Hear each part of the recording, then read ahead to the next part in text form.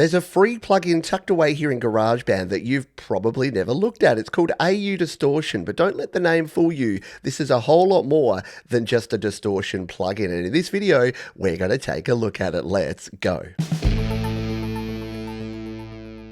So AUDistortion is actually 4 plugins in one. It's a delay, a ring modulator, a decimator, and an overdrive plugin with some global settings. There's even a bunch of very cool presets. We're going to dive in and show you how to use it. But first, how do we add it? First, select a track. We're going to use this vocal. Hit the edit button and hit one of the green plus buttons. Now slide across to audio unit extensions and scroll all the way down until you get to these white Apple AU plugins. Tap on AUDistortion and hit done. If you don't see these Apple plugins, you may need to go into settings and into GarageBand and turn on the audio unit plugins. I show you how to do that in another video linked in the description. Let's first turn off the plugin and listen to this vocal solo so you can hear what it's like before we add any effects.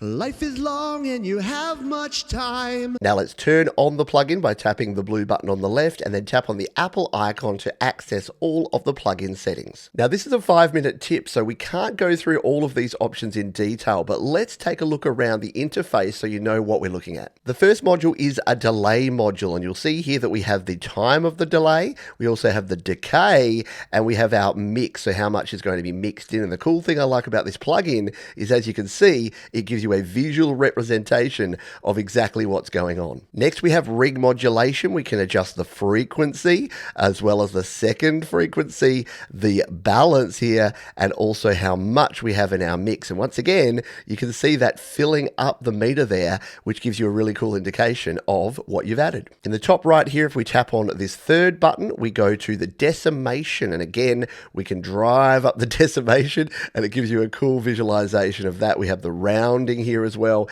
that we can adjust, and again, how much of that you have in your mix. And finally, this pink one is overdrive. So we've got the linear term there, we've got our squared term here, and then our cubic term. If that doesn't mean anything to you, don't worry too much. Just play around with it and get some cool sounds and some fun patterns. Finally, our 5th option here is your global settings. So once you've dialed everything in, you can decide how much of it goes in, and you can also decide if you want any soft clip gain, which will give it that really crispy top end distorted sound. My recommendation is, when you're starting out, use the presets to learn what each of these do. Let's tap the presets and put a simple one on first. Let's go with the multi echo 2, and you can see it's dialed in some delay, some modulation, and some distortion. It hasn't done a whole lot in this case, but let's take a listen to what that sounds like. You want it all and you want it now, but you doubt your... And what you'll find with all of these is you generally want to come into your global settings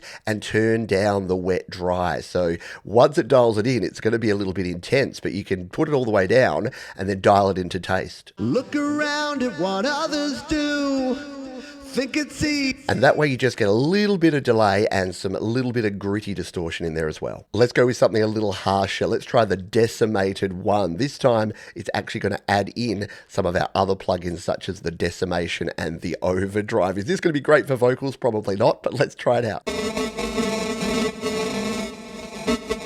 Absolutely not. But once again, go to your global, because you may just want to add a little bit of that roughness in to get a unique sound. So if you want to, when you're gonna have to. Great for vocals? Probably not. There's also some fun novelty sounds in here, like broken speakers and alien chatter. Let's turn me into an alien for a wee bit, shall we? And yes, once again, it's always going to be a little too intense until you drive down that wet dry mix.